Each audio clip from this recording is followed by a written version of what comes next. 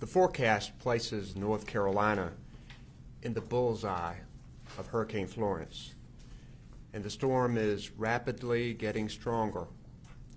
When weather forecasters tell us life-threatening, we know that it is serious.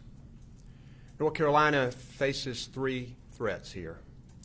First, the ocean surge along our coast, then the strong winds, which may be higher than the other hurricanes that we have recently experienced, and of course, inland flooding from heavy rains. And we here in North Carolina are bracing for a hard hit. Today, let me be clear. North Carolina is taking Hurricane Florence seriously, and you should too. Get ready now. Today, I've asked the President for a disaster declaration on behalf of North Carolina so that we can get federal help as soon as possible. Dare County is beginning evacuations. I think Hatteras Island today, and I think the rest of Dare County tomorrow. And we expect that other coastal communities will follow shortly. With me here today at our Emergency Operations Center is North Carolina's team that is preparing for Hurricane Florence. Along with Monica here, who is doing our American Sign Language, we have Emergency Management Director Mike Sprayberry to my immediate right. We have Public Safety Secretary Eric Hooks to my far right over there, your left.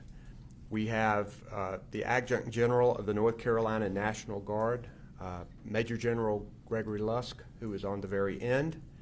Beside him in the middle there is our North Carolina Highway Patrol Commander, Colonel Glenn McNeil. And to my immediate left here is our Transportation Secretary, Jim Trogdon. All of these are working together with our local and federal partners to make sure North Carolina is ready. Florence is intensifying steadily. This storm is strong, and it's getting stronger. The best safety plan is preparation and common sense. We still have a couple of days to get ready, so let's use that time. We're using it as a state, and I urge North Carolina to use that period of time to get ready. The good thing is that North Carolina does have experienced emergency responders who are already hard at work. They're seasoned and ready, and we're grateful for them, often putting their lives on the line to help others. We often help other states in crisis, and now we're getting that help in return with heavy equipment, helicopters, high-axle vehicles, and other emergency equipment that we may need, as well as more swift water teams. We have 200 National Guard troops that have been activated, and we have many more who are there and ready to serve and to be activated when we need them. Our best defense is good preparation. Preparation as a state is making sure we have enough people, enough fuel, shelters, making sure we stage resources strategically around the state, and that we're coordinating with our utilities, with our county officials, our federal officials, and many more. Our Emergency Operations Center here has been activated, and we have meteorologists, emergency responders, public health experts, the utilities, the National Guards, critical volunteer groups already on site. And right now, we're getting the resources in place that we may need. Our state transportation workers are readying earth movers and other equipment to clear roads. And we're making sure that our local contractors are in place.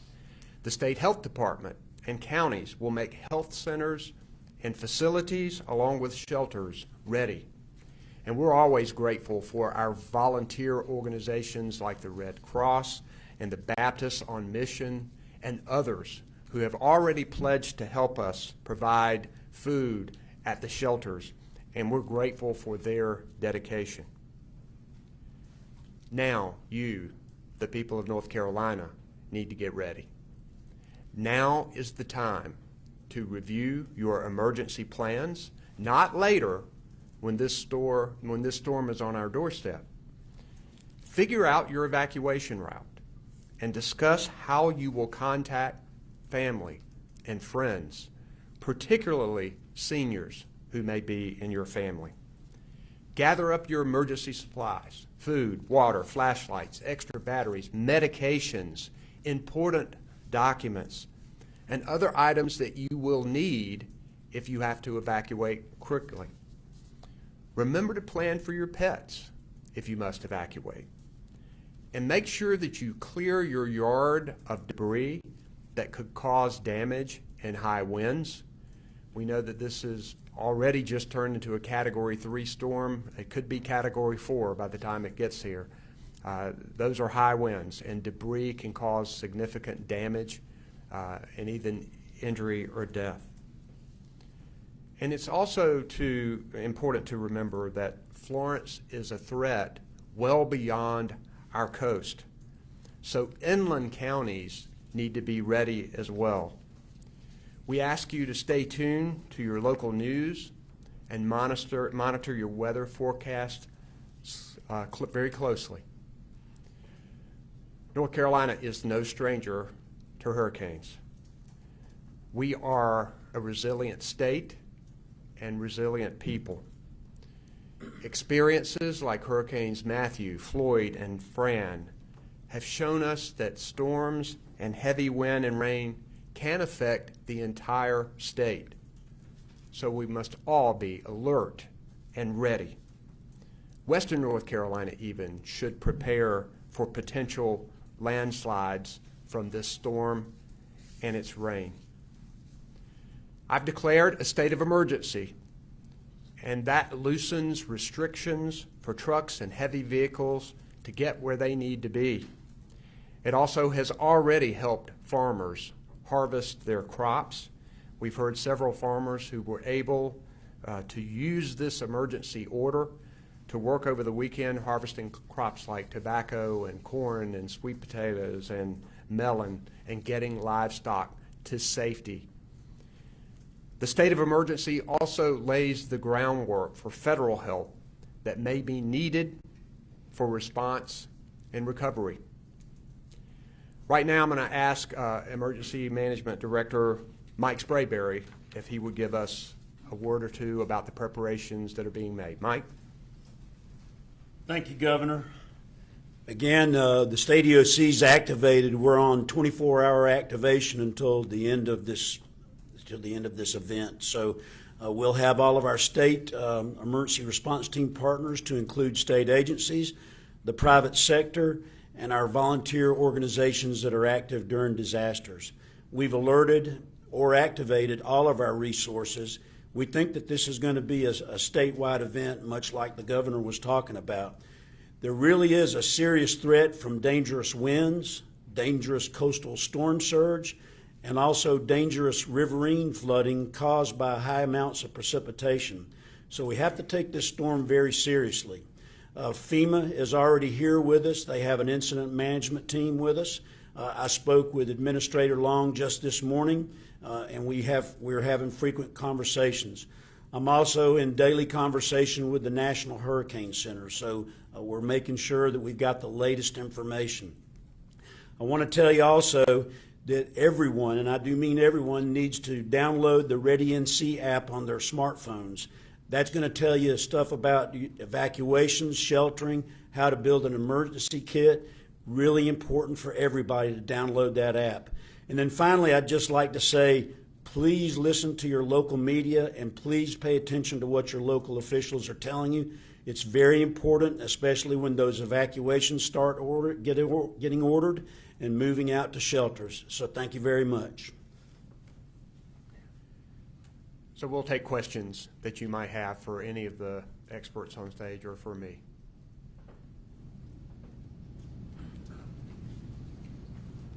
Yes. Hi, Governor. Maybe you or Mr. Sprayberry could talk about just the idea of it seems like we've known for a few days now that this was possibly coming. Has it helped in terms of building up resources to prepare for this, given the fact that we've known it just isn't a surprise, I guess is what I'm saying. I think the fact that this storm and the hurricane modeling has been so consistent over the last few days is fairly unusual, I think. Katie Webster is our meteorologist here who just briefed us, but to have a storm that is pretty much tracking along the same way, and a lot of the models agree.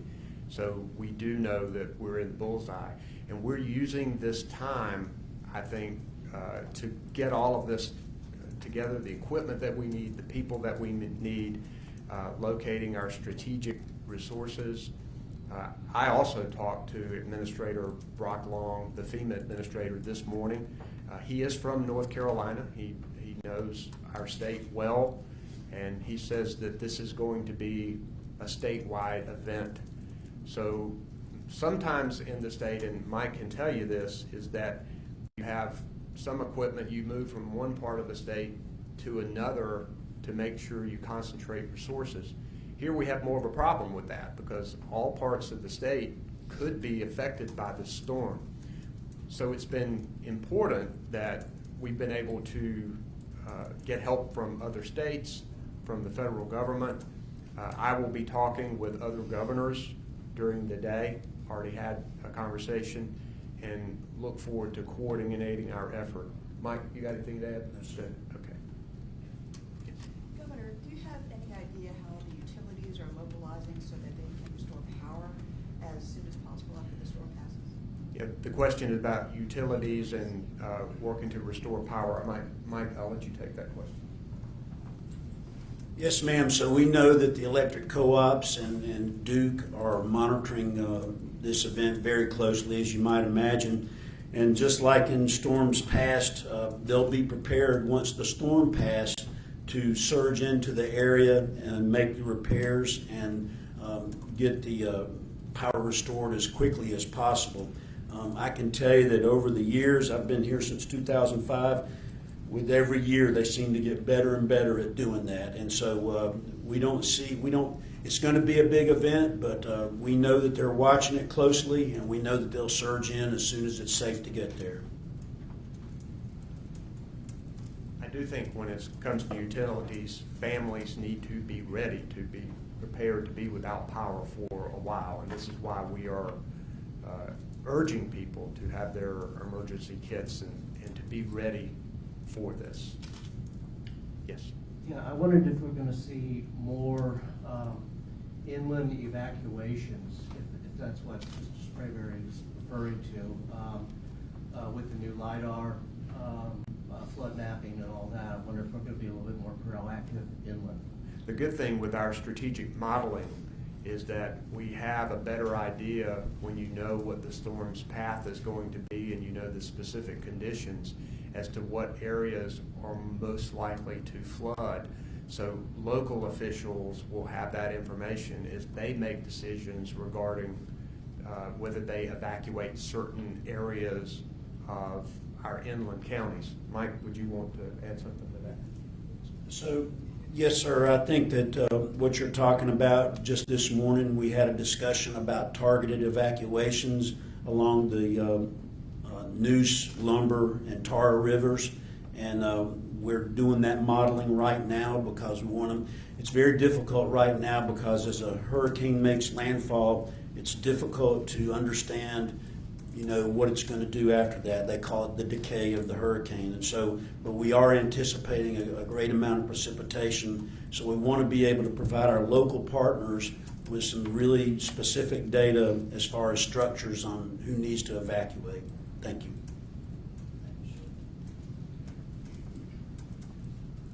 I wonder, as we get going here, can you give us an idea how many people are on call or are already working? You're going to be missing time with their families. Just a ton of people, and I just wonder how big is a ton? It's a lot of people in all these departments, but Mike, you want to take that, or Eric?